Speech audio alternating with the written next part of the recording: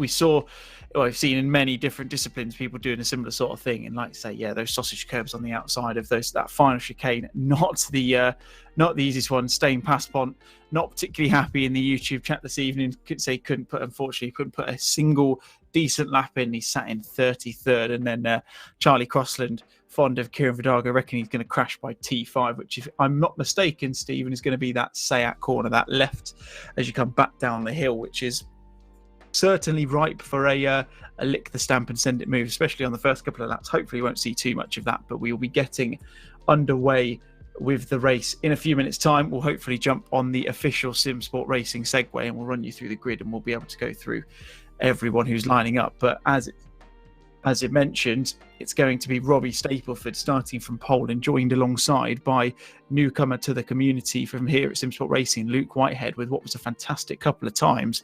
But there's plenty of quality sitting behind them. Of course, one big notable point to mention is the fact that Simon Crane, of course, going to be starting much further down the grid than I'm sure he and we would have expected. He's currently sitting 32nd on the grid. But Stephen, we mentioned it once. I'll mention it once more, and I'm sure we'll mention it again before this broadcast is up this evening. With that strategy call of, obviously, of course, there being only a limited amount of tyre sets, still plenty of chance for, realistically, any one of a number of people to come through and take the victory tonight.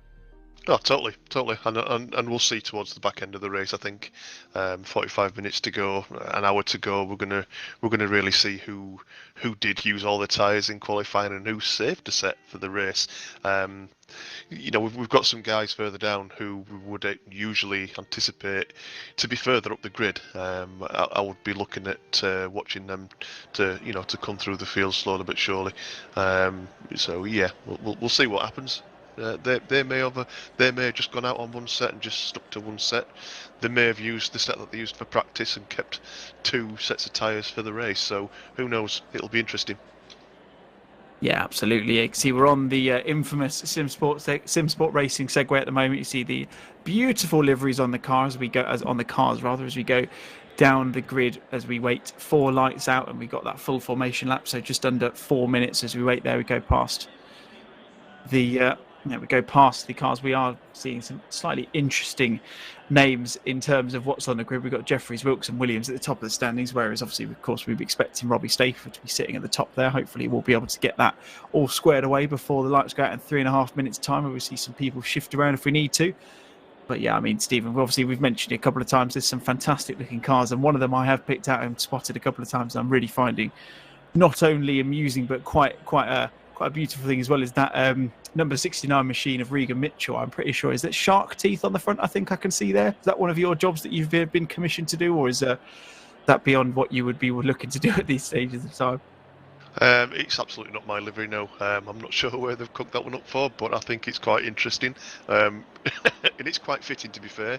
Regan's a very, very good driver, and once he gets a bit of scent of the blood, as it were, I'm sure he'll be hunting them down with the Jaws theme tune going in his head. Absolutely, yeah.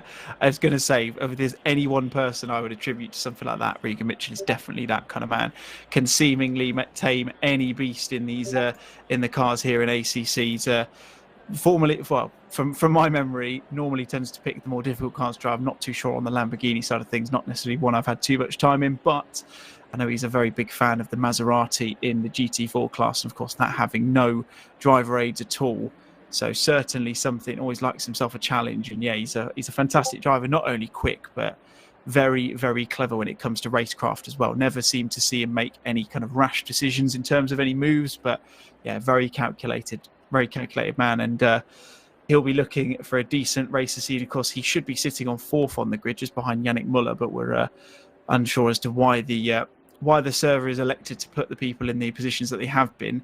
Not sure how we'll be able to get that sorted, but 22 degrees in the air at the moment, 31 degrees down a track. It's just crossed 2 p.m. server time, and it's an hour-and-a-half long race. Of course, everyone will have a pit stop to make, so we can see we've got those orange number 1s against the drivers on the left-hand side. Once they have done their pit stop, that will turn into a block of green, so you'll be able to keep an eye on that as well. And as I mentioned, if you do want to keep an eye out on the timings as we go through tonight's race, then what you want to do is you want to head over to pitwall.live and jump into the Simsport Solutions server for that one, and you'll be able to see all of the times going through sector by sector, and you'll be able to understand the stint times and the stints that people are putting through as well.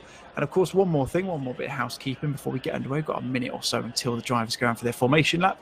You'll notice that we've got 3 different colours of the numbers on the left-hand side as well. Those are in the white are in the Pro class, in the silver they're in the Pro Am class, and then those in the red will be in the Am class as well. So the beautiful thing about this Simsport Racing community is doesn't matter how quick you are on track to fight for, and those class victories will mean a massive amount to any one of those guys, and especially for those fighting anywhere up the grid. And it means, Stephen, of course, the beauty of it is we do always get battling all up and down the field. It's a pleasure to say that everyone in this community does take these races very, very seriously, don't they? Absolutely. Yep. Most of these guys you'll probably find on the test servers pretty much every single night until the early hours of the morning. So yeah, they do take it very, very seriously. A lot of preparation goes into these races for them. There's a possibility we may have to restart the server for whatever reason. Maybe the qualifying list hasn't taken and brought the results through properly to the race session.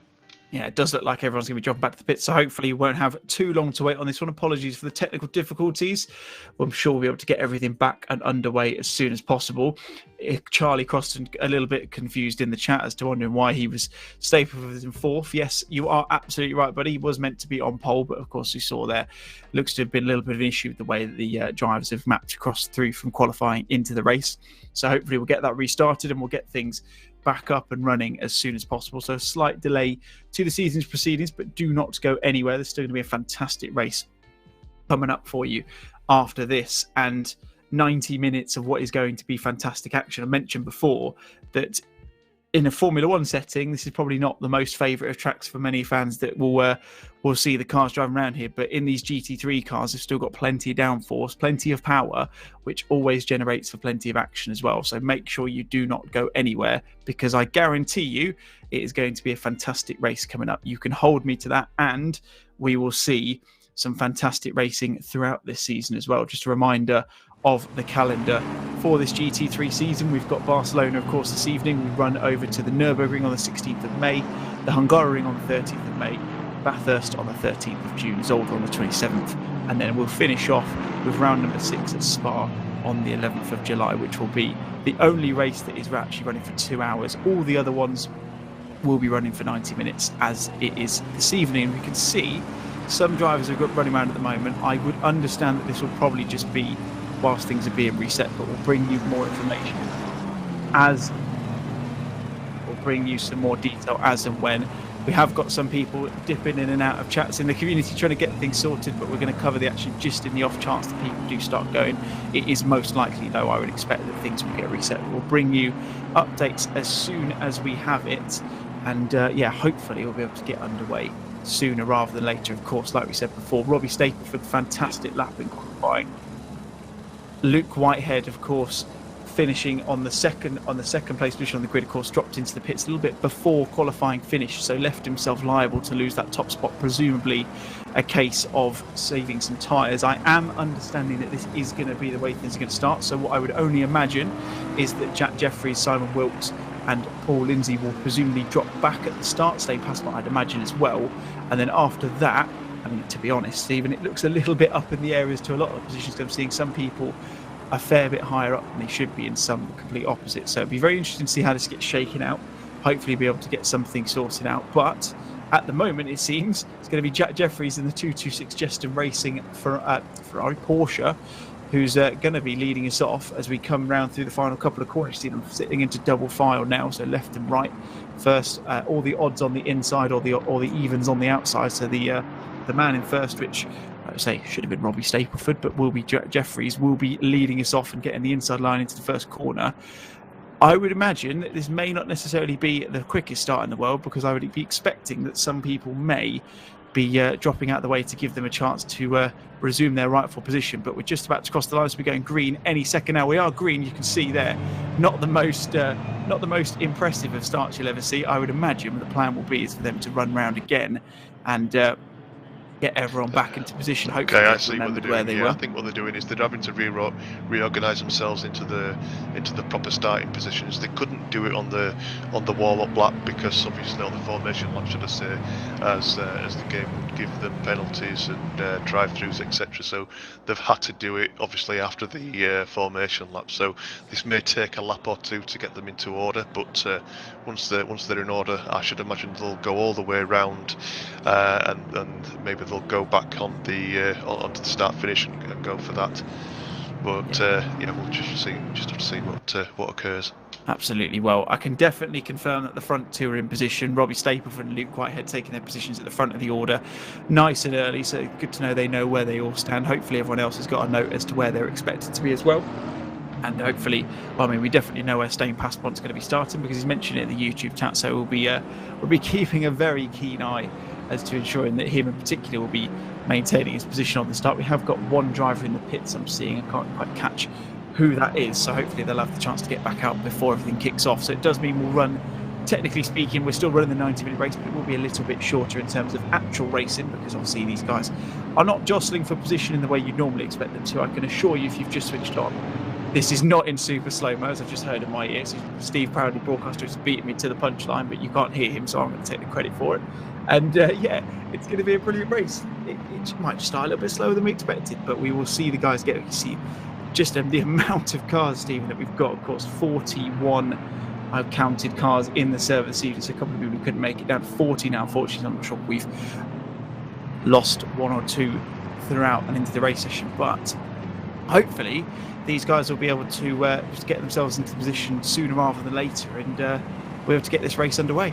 Of course, yep. There are a couple of guys who have dropped out due to their own reasons. So, we've lost a couple of the guys. Don't think they're any of the guys that we know and love, as it were. So, but we'll see what the crack is. But this is also helping the guys who have used tyres.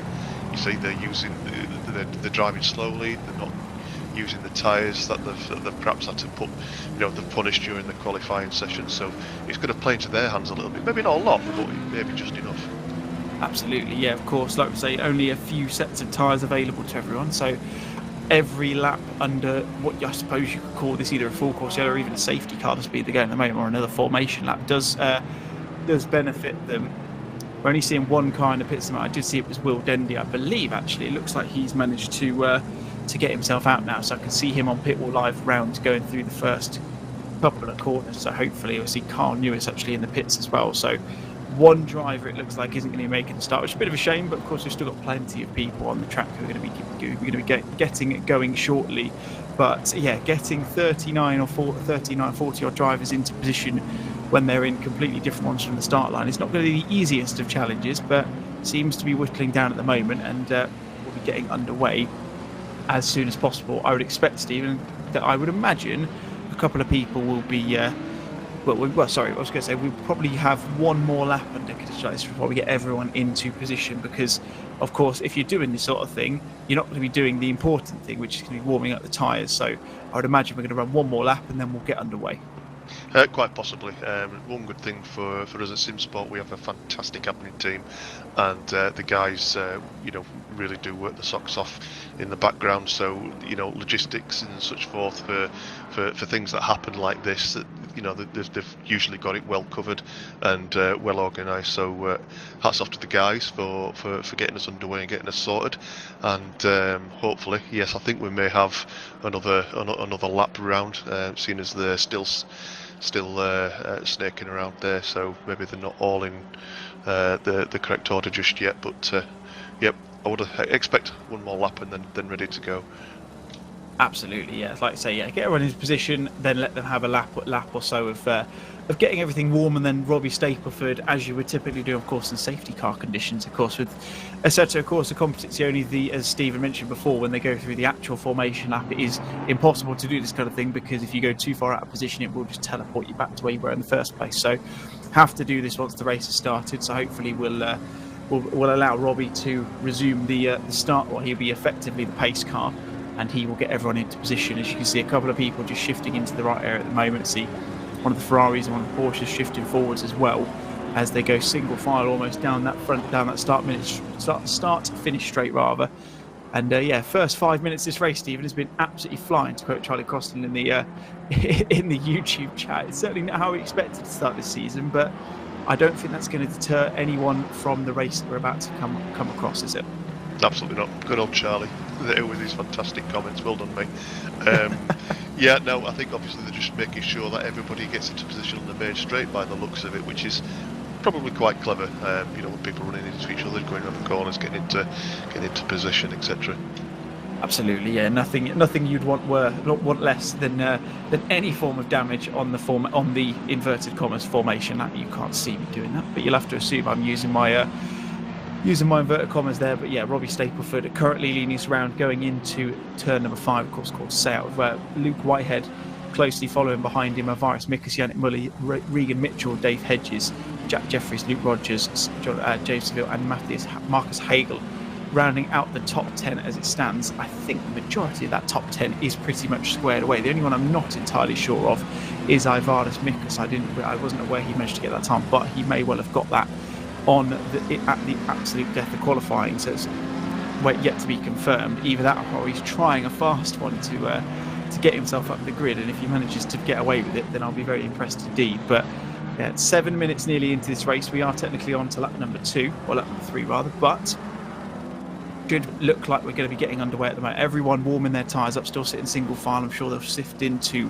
double file in a minute, and Robbie Stapleford will be the one who will lead everyone off. It'll pretty much, I would imagine, be up to him as to when in theory the green light will appear. So he's going to be in that good position where he's going to be managing the speed of everyone as they come across the line, because if anyone goes past him, then there's going to be a possibility for any retrospective action in terms of penalties. Of course, as always with the racing, it's here at Simsport Racing, due to any protests or anything that may come through by the drivers after the race, all of the results you'll see at the end of this evening will be subject to review. But we can always assume that roughly we'll expect to see what we will see, and we'll hopefully see the results stay the same. As you see now, Robbie Stapleford running this round the final couple of corners, and hopefully Stephen will get underway this time. Fingers crossed. Yeah, fingers crossed. Let's hope that we're going to get underway and see some great racing. I'm not sure whether they'll line up 2 abreast. Looks as though they may go single file and go with it from here. Yeah, it certainly looks like it. As you see Robbie Stapleford warming up the tyres, weaving from side to side. I would imagine he's going to be going green any second now. He's going to wait for the start-finish line, which he's just crossed. Not going just yet, it seems. As you see, white flags being flown all around by the marshals, assuming the cars are actually driving quite so. Yellow flags out as well. Interestingly, rest assured, there has been no accident, and we're not following a fake safety car, just trying to get everyone into position.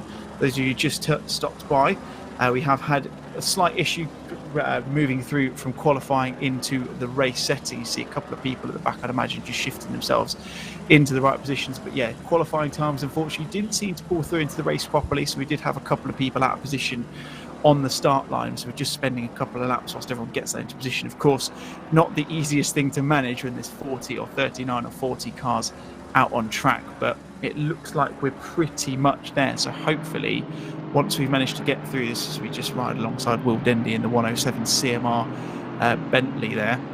Of course, previously riding the 𝗪𝗪𝗡𝗏 Simsport, but in a different livery this evening. Beautiful looking car that one, as he's got Carolis Vicious and Kieran Vidago behind and ahead of him respectively.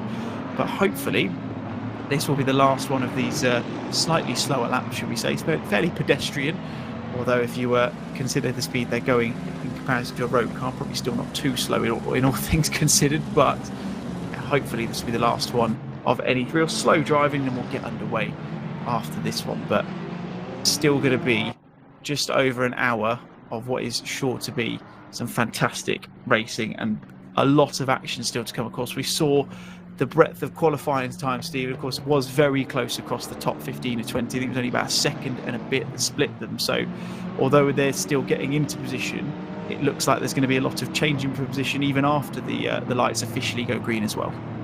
Yeah, absolutely. I think we've got guys out of position really, and I think they'll probably try and make their way through as quickly as possible. I've just noticed there's a lone Honda in the grid. That's Carolis. Yeah, very brave boy.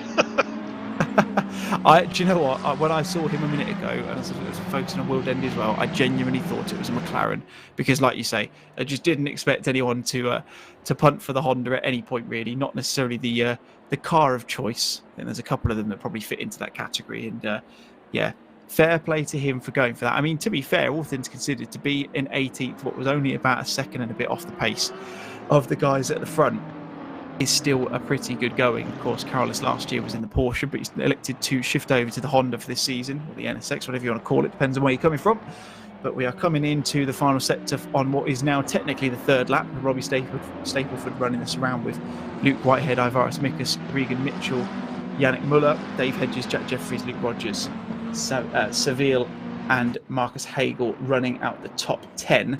And yeah, I've said it once, I'm going to say it again. Hopefully this will be the last time we have to do this and we're able to get running straight away. I'm sure, as Steve mentioned, the fantastic admin team will be confirmed. Did you see, it looks like what I thought.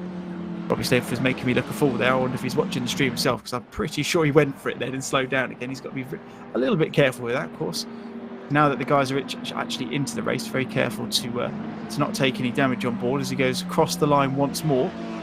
Still warming those tyres up, so still unfortunately waiting to see what's going to happen here. So yeah, presumably further down the grid there is still some sorting to be done, and it looks like unfortunately we're going to be doing another lap under these full course yellow conditions, you would call them, as guys are just making sure they're keeping their tyres warm, and presumably Stephen's still got a few more places to square away and get reorganised back into the right positions. Yep, there must be. I'm just looking down the old chat, and I'm seeing that everybody has their ears on. So it must just be a case that there are some people still out of order, and we're just trying to get them into reshuffle them as safely as possible. Yeah, absolutely. And I suppose the good thing for this as well, of course, we mentioned it's good for tyres for those who are maybe going for a slightly more aggressive strategy. As you see Robbie Stapleford a little bit sideways going through that long right-hander out towards the start of the track there through the Renault corner. Interesting tactic. Hopefully, he's managed to keep it pointing in the right direction on this occasion. Doesn't want to be spinning that around, or even worse, getting it attached to a wall or anything like that. So needs to be a little bit careful. Got to try and tread that line between keeping your tyres warm and having egg on your face if you end up off the track, or like I say, even worse, in the wall. But it's certainly... and that has been done. That has been done. I think I've done it myself as well. Very embarrassing, but you've got to laugh. Oh, absolutely, yeah. If you don't laugh, then yeah, you're probably crying. So yeah, definitely something that's, yeah, I mean, we've all done it, haven't we? We've all tried to push too hard. You want to keep the tyres and everything as warm as possible coming up to the start of the race, and yeah, you can sometimes make those things go slightly wrong, shall we say. But yeah, certainly doing a world of good to those who did, like I say, go on those fairly aggressive strategies, you call them, in terms of running a couple of tyres. Of course, limited tyre sets in this GT3 season, number 6 here at Simsport Racing. Only 3 sets of tyres, not 3 tyres. That'd be very difficult. Only 3 sets of tyres coming into every round this season. So all 6 that we've got coming up for you over the next 12 weeks. And yeah, certainly going to be doing them favours for some fuel as well, Stephen, because of course we know that these GT3 cars, not many, if any of them, you'll probably know this better than I do, will be able to make a full 90-minute race on 1 tank of fuel. The Bentley is probably the one I would imagine maybe could, depending on your fuel-saving technique, but it's certainly going to be changing some strategies. Anyone who was potentially going to be going in early or potentially even going in late is not really going to have that flexibility now, are they? No, absolutely not. I think it's going to put kibosh on some guys' strats, but you know, I don't think there's a car on the grid that can do the 1 hour and 15 on a full tank of fuel in map 1. Obviously, if they shift fuel maps or engine maps, as they say, they could quite possibly do it. But still, they've still got to make the pit stop. You see, everybody's got to do a mandatory pit stop, so it still has to be done. Absolutely, yeah, of course. Mandatory pit stop. Fuel is mandatory. Tyres are not. Of course, if we make tyres mandatory, you probably want to give them a few more than 3 sets just to kind of go through. As it looks like Robbie Stapleford's still keeping the tyres warm, still going, weaving from side to side, all of them are. So, again, once more, presumably still a few people to get squared away, either that or he's leaving it very late to put his foot down, maybe trying to stop any form of slipstream. Going down to turn number 1 as we go on to lap number 5 now for probably the strangest 15 minutes of commentary I'll ever do. It's, I mean, just hearing from Steve Bradley, it's going to be a sprint race. It's certainly going to be, it's going to feel like that once we eventually do get underway. And again, I'll say it once more. Hopefully, Stephen, this will be the last lap we'll have to do at this. But clearly, still some kinks to be ironed out a little bit further down the grid, it seems. Absolutely, it's looking that way. Although they are picking up pace now, so maybe this is the last. Formation lap of many. So it has been. Absolutely, but like you say, of course, we've got a brilliant admin team here at Simsport Racing, so I have no doubt there is plans going on, and that, like you said, seems like there's everyone on the team radio, so they will be able to hear what's going on. So I'm sure the admin team will be keeping everyone very much across what they need to be doing and managing expectations very clearly as always. So I'm sure there won't be any issues there. Robbie Stapleford just eking out a little bit of a gap at the moment, but I'm sure, as you see there, 𝗏𝗏𝗧𝗏 just managed to clear it back up again. Obviously, you don't want to be leaving them too far behind. Just, those tyres are going to be warm, is going to be one way of putting it. And I think, Charlie Crossland in the chat has mentioned they're going to be towards the end of this. A lot of sliding going on, of course, which is great for keeping them warm. But like I say, he's going to be putting an extra bit of pressure, an extra bit of wear through the tyres. So these limited sets we are mentioning, of course, because they're not riding at full race speed, this is not going to be as bad as it would normally be, so it is helping them out in that respect. But yeah, certainly one of those where it's going to be an interesting balancing act, and good to see as well that no one has elected to try and do anything naughty and elect to jump into the pits. But you are right, Steve, it does look like they are starting to turn the wick up a little bit, so hopefully this will be the last time they're coming through. Good news for you. We are going to go green on the chicane. Ah, fantastic. There we go. So we'll let Robbie Stapleford take everyone through the chicane, and it'll be green for season number 6, only 17 and a bit minutes later than we were hopefully expecting, but we will be getting underway as they come through the chicane. Robbie Stapleford will lead us out for season number 6, starting here at the Circuit de Catalunya. We can see we are racing now, and it's a beautiful sight, Stephen, to see 40 GT3 cars actually managing to drive around in anger as outside of a qualifying session. Robbie Stapleford takes us away on what is technically lap number 1, but is looking like lap number 6, and he's managing to keep the lead going into the first corner. 𝗬𝗏𝗘𝗏𝗏 at the moment putting 𝗪𝗏𝗏𝗧𝗏𝗏𝗏 in that number 78 Audi. The whole Simsport machine under a bit of pressure coming into 𝗏𝗢𝗏, coming onto the first proper lap. We've got 𝗏𝗏𝗏𝗏𝗏 in that Bentley behind them. And it's going to be a little bit close, bit of contact between the two of them. Kieran goes a little bit wide. 𝗏𝗏𝗏𝗏𝗏 doesn't need 2 invitations, goes straight through up into 15th place. 𝗬𝗏𝗏𝗏𝗏𝗏 does in fact make the move on 𝗪𝗏𝗏𝗏𝗏𝗏𝗏, but 𝗏𝗏𝗏𝗏𝗏 is the massive beneficiary there. But at the moment it stands as Robbie Stapleford currently leading from Luke Whitehead, 𝗖𝗢𝗞𝗘, Yannick Muller, Regan Mitchell, Dave Hedges, Luke Rogers, Jack Jeffries, Jonathan Seville and Marcus Hagel. Still your top 10, no changes there, which is unsurprising given the way these guys have come off. But apart from that little incident there, Stephen, it looks like everyone managed to get away cleanly. Better late than never, I suppose we'd say. Absolutely, yep, totally, and a great start. There's been no deaths, but as they say, obviously racing is rubbing, so we can forgive Kieran and the other driver there for rubbing door handles, but it's looking good so far, and it's interesting to see that Luke isn't letting Robbie get away. So this could be quite a heated battle for the top spot. We'll just see how it goes. The Ferrari is very, very good here if it's set up correctly, but we all know that the Zanshow boys and Robbie Stapleford, they'll have a damn good setup on that car, and we'll be making it as fast as humanly possible. Absolutely, yeah, of course, yeah. Robbie Stapleford had a really good run out of the recent SRO British GT Esport Championships. A couple of really good races for him in the last 5 rounds over the last few weeks. Jesper Peels at the moment in the Hutz Motorsport 229 machine, closely followed by, I think that's actually 𝗏𝗏𝗏𝗏𝗏 rather than Rich Smith. Here you see the timing tower reset itself as they cross the line, so he's under a bit of pressure across that portion. Not the fastest in the straight line. Bentley looking to get a bit of a tow. Is Will going to shift to the inside? Very aggressive move to the inside, just looking to show him the door, show him the eyes, sorry, and elects to fire the day. They go through the first couple of corners, nothing coming that time. So it's, of course, although we're 20 minutes in, we've only had 2 laps now. For those of you who've just jumped onto the stream, did have a technical issue to the start where unfortunately we did have to get the entire 40-car grid reshuffled after the results from qualifying didn't carry through correctly. But we are underway now onto lap number 2, and the McLaren of Robbie Stapleford is currently pulling away with Luke Whitehead at the top of the timing charts. 𝗪𝗚𝗡𝗧 was in third. He's now down into fourth. Yannick Muller's managed to make the move on him, but they're already, Stephen, 2 seconds back. Look at the gap already from those two. It is already turning into a 2-horse race between these two. And I mean, the guys behind them are really going to have to pull their finger out to try and catch these two up, aren't they? Yep, absolutely. Obviously, we've got Yannick there who's passed because I expect that Yannick will slowly start to make headways up towards the first two. been a rapid little boy he is. I expect him to join the fight for the top three, and also Regan as well. 𝗪𝗚𝗕𝗦 looking very, very racy there behind 𝗪𝗢𝗞𝗘, and looks like we're going to have quite a few pods of battles all through the grid, which is fantastic. Yeah, absolutely. Like I say, plenty of action throughout the field. Of course, like I say, we've got 40 cars on the grid, all 40 still running at the moment, which is what you like to see.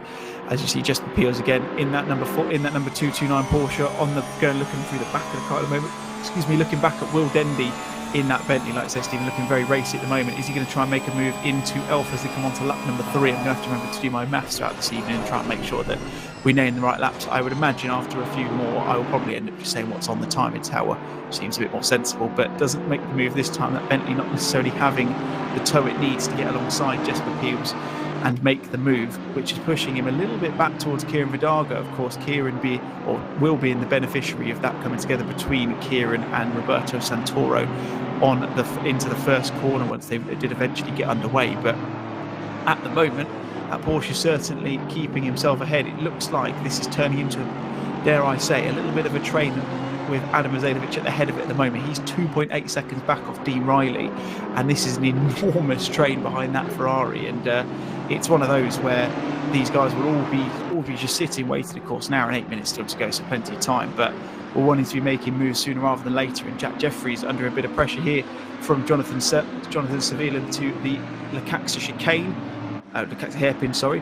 He's got one of the other Simsport cars for company as well, so he's got a bit of a comrade behind him in the form of Marcus Hagel, who does manage to make the move and will now have a chance to go against Jack himself. But yeah, it's certainly the state for the white-head shirt at the moment, but Yannick Muller starting to see if he can start to make a bit of an inroad on that gap. Still 2.8 seconds back, but if those two start fighting in front, Stephen, then that gap could disappear very quickly indeed. Yeah, very, very. I think obviously he was over 3 seconds to Whitehead was Yannick, and if he's brought him back under 3 seconds, then he's certainly starting to close the gap. I think Kieran's looking a bit. I think he might have a good look at 𝗏𝗏 as soon as he gets the opportunity. There's no worse than having to try and defend while you try to attack at the same time. But these guys are they're well versed at this racing like, so I'm guessing that they'll all be going for it. Absolutely, yeah, very much a game of give and take there, as you can see. Very one of those where you have to give a little bit of courtesy to the man behind you just as much as the man in front of you as well. Of course, like I say, Kieran Vidal in a bit of a train at the moment. Adam Ozanovic just dropping back a little bit on the guys in front of him. He's starting to form a little bit of a train. Sebastian Tolonera in the Schumi Get-Well Soon 330 machine under a bit of pressure there from Williams in the number 3 Bentley, and then you've got Stijn Pasman in the 445 Lamborghini just behind him. Of course, Regan Mitchell's teammate this season, who's a little bit further up the field at the moment. Simon Crane, I'm seeing, hasn't actually made too much of an inroad. In fact, he's not made any inroads on his time at the moment because, if I'm not mistaken, he's actually already made his mandatory pit stop. So my assumption would be, and I can confirm it's him and Miles Dixon both having made their pit stop so far, they have elected to go very early doors and get that stop done, Stephen. So yeah, we are seeing some interesting strategies. And of course, like I said earlier, Kyalami last season, that worked out very nicely for Simon indeed. We just have to keep an eye on him and see if he can do the same thing tonight here at Barcelona. But look at this train of what is arguably 9 or 10 cars. Like I say, Adam Ozanovic at the head of that in the 51 Ferrari, Rich Smith, Jesper Peels, 𝗏𝗏𝗏𝗏, Kieran Vidal, Roberto Santoro, Karolis Sipavicius, Simon Wilkes, Chris Pinchbeck and Reese Wiggin at the back of that train, and there is going to be some moves happening before too long, I can assure you of that. Oh yeah, definitely. I think maybe Simon and Miles, they must have thought, well, we've got an hour and 5 minutes, I'm sure we can make that last, a full tank of fuel last that long. So I guess what they've elected to do, rather than just sit in this train here and lose time, as it were, because they'll know what race pace they've got, and if they're losing a second lap or whatever, then it's well worth actually going in, changing the tyres, fueling up, and absolutely going for it while you've got fresh air and helping each other. Absolutely, yeah, and like you say, you're almost hot lapping at that stage. There's a big enough gap for them back to themselves at the moment. They've got a roundabout, but they've got a 19-second gap according to Pitbull Live. Again, if you do want to see any live timings and you want to look at stints and everything like that to understand when the guys have made their pit stops beyond what Stephen and myself are talking to you about this evening, then make sure to head to pitbull.live and look at the Simsport Solutions server. You can see all of the stuff and all of the timings that we can see as well in their glory. It's a fantastic tool to help you keep abreast of what's going on. But Rich Smith at the moment, he's dropped back off 𝗪𝗪𝗔𝗦𝗔𝗥. He's gapped himself a little bit going into the 𝗪𝗞𝗘𝗏 hairpin. Got 𝗪𝗔𝗡𝗘𝗏 very close for company. He's going to shift him out wide, and that's going to put 𝗪𝗘𝗕𝗦 in the mix. He's going to try and make a move up the hill towards that sweeping right-hander, 𝗪𝗪𝗔𝗦𝗧𝗪𝗔𝗏, and it looks like he's made the move. So it was one of those where, I mentioned it before, Steve, and it's one of those you kind of have to make the move or have the move made on you, which is exactly what's happened there. And 𝗪𝗘𝗕𝗦 is making the most of these opportunities at the moment, because he's not really had a chance to make a move on anyone, but he's made up a few places at the start of this race. Exactly. If after racing with Will and watching Will quite a bit, if there's a gap, he's going to stick his nose in there for sure. Like you say, you've got to go for a gap if there is one there. And obviously, yeah, he's in a tank of a car now. So if anybody gets in his way, then it's been no problem for him to shoo him out of the way. I think looks like we've got a real good battle there for the lead. It looks like 𝗬𝗏𝗔𝗥's closed right up on Robbie Stapleton. Just looking on the timing bar, and it looks like the set of purple lap did 𝗬𝗏𝗔𝗏, so he's on the move. Expect fireworks, I think, here. Absolutely, yeah. It'll be very interesting to see what they do, because, like I say, Robbie Stapleton, of course, young man, very, very, very confident in his abilities, very, very quick driver. Luke Whitehead, fairly new to the community, so I don't know how much time these guys have had running alongside each other in racing conditions before. So it'll be interesting to see what Luke actually ends up doing, whether he will elect to go for the battle, or maybe they will just do what we talked about the Pole Simsport guys, Dixon and Crane, doing towards the back of the grid now they've pitted, and just maybe just trying to help each other along. Maybe switch positions every now and again, not make anything too difficult, and really try and work their way back up the grid. But these two have got to be careful. They've got to make sure that they run this race as quickly as they can and try not to get caught up in any battles that they don't really need to. Of course, they've got a gap back to 𝗬𝗪𝗏𝗧. They've then got a gap back further to now 𝗓𝗏𝗏𝗏. I was just wondering when that move would be made, because I was noticing that the delta between Mikus and Mitchell was getting very close indeed. So it looks like 𝗓𝗏𝗏𝗏's managed to make that move now, and he's managed to get himself up into fourth. So he'll be now focusing on trying to claw back some time from 𝗬𝗪𝗏𝗏. But these guys at the moment, Steve, of course, yeah, they're going to want to try and be a little bit cautious with each other, I think, because if they get into too much of a battle, we know how quick, like you said, that 𝗬𝗪𝗏𝗏 and 𝗓𝗏𝗏𝗏 are, and they're going to have to be careful to not catch each other out off guard, I think.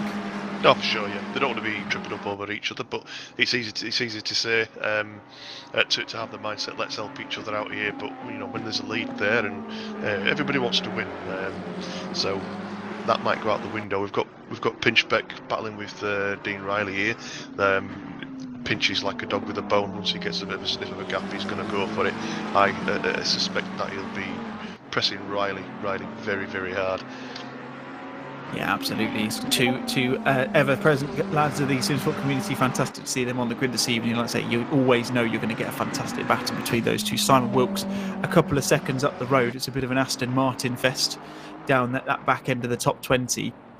You can see Audi's towards the top, Aston's in the middle, Ferrari's dotted all over the place, and a McLaren sat right at the top. As you can see now, Jack Jeffries in the 226 Porsche under a little bit of pressure from Jonathan Seville. They've managed to gap Marcus Hagel a bit at the moment, so it's going to be interesting to see whether Seville's going to try and make a move. Doesn't look like he's close enough to make the move into 𝗪𝗪𝗪𝗏, so he's going to have to go through this tight, twisty, technical back end of the lap. But in that Aston Martin, he's going to have a little bit of grunt over that Porsche as they go on to the start-finish straight, as they go on to what I'm now officially classing as lap number 12, because I've already forgotten how many laps we did behind the safety car. I've forgotten that little mishap already, because we've had loads of action so far in this race, which is good to see. You can see in the picture-in-picture, Robbie Stapleton and Luke Whitehead still trading times. We've gone round. Didn't see any contact there, but Jack Jeffries just seemed to catch the curb, didn't he, Stephen, and then just spun the car around. It's a bit of an awkward mistake to make, and he's not going to be too pleased with himself. Be interested to see whether he actually goes into the pits now, just to try and cover that off, and maybe say that was his plan all along. But